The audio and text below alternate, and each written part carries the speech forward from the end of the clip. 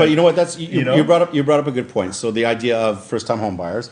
So we hear this. This is probably one of the most asked questions that we get. We get the question about how's the market, what's happening with the interest rates, and now for the longest time the question has been how are my kids going to afford a property? Now, I'm the elder of the bunch, and my kids are getting closer to that stage of how are they going to afford. They each get a cottage, don't worry. Well, no, look, so you can move in a cottage with A, B, and I C. know how many properties you own. I'm not going to let you trick the cameras. My response.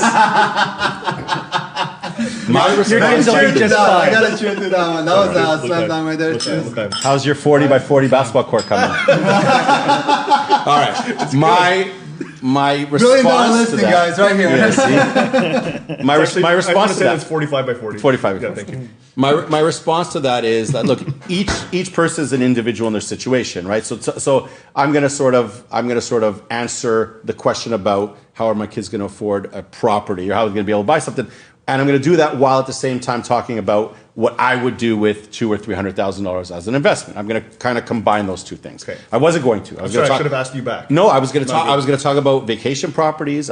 But this is actually a good place to be able to take your money and put it. The idea is to try to get your kids into the market now. We just talked about Q Tower as a project, right?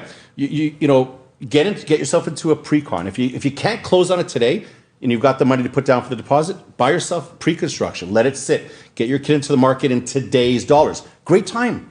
It's market's low. Prices is reasonable. Yeah. Okay. Get into the market now. It doesn't close for 5 years. If you can close now, get them into something now into the GTA. Today's dollars, not when they are. Ben's going to be another 8 years before he buys it and gets into something on his own. 9 years. Yeah. But, why wait 9 years? But just like you said, you're right. And a lot of the time, when people ask me that question, I'll say it when they say, well, how my kids are going to buy a property, I'll say, I don't know, we should go buy them a property. Right. And that's the reality is thankfully, I know that I did buy Ben a property.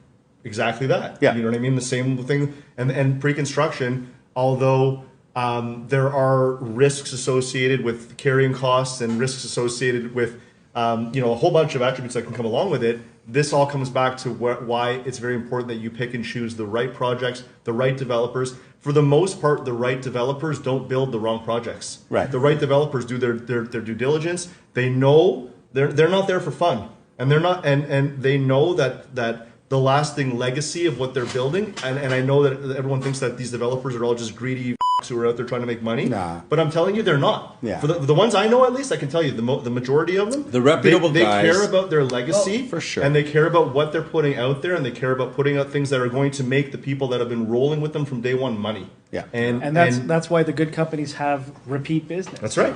Lifetime has clients who have bought in 10 of their Yeah. projects Yeah. over the last Matt, 20 years. you look at Mod, you look at Great Yeah. Golf, you look Mod at some and of the Tridel, companies. Tridel. They're all always good, complain. reputable guys that care about their industry and Right. care about their people. You who are don't buying. get that if you don't know what you're doing. People will listen. People will always complain. People forget cost of everything has gone up.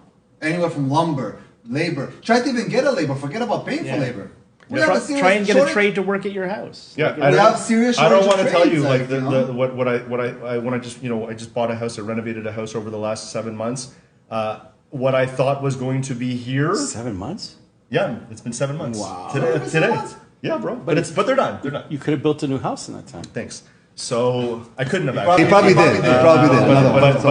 But what I'm getting at is this is something where I'll have people that'll come to me and they don't. This is why you need to find people who know what they're talking about, because I have people that come to me and they say, oh, we saw this house and it looks great, and I think it needs 300, maybe 350, and I go look at it and I'm like, you mean $1 million? And they're like, no, it's not $1 million. I know, I renovated a house, I did my last one, or we did our cottage, or we did our condo, and I'm Yeah. like, when? Yeah. And they say, oh, I don't know, in 2017. I'm like, okay, well, that was 2017. Yeah. Now, what you think is 600 is 1.2. And I'm not saying it lightly, it is. Yeah. And if you don't know that, it's important that you know. Just in as important materials it is to know alone. about the Materials cottage. alone, some of them are up Yeah. 30 to 40%. Forget about the labor. It's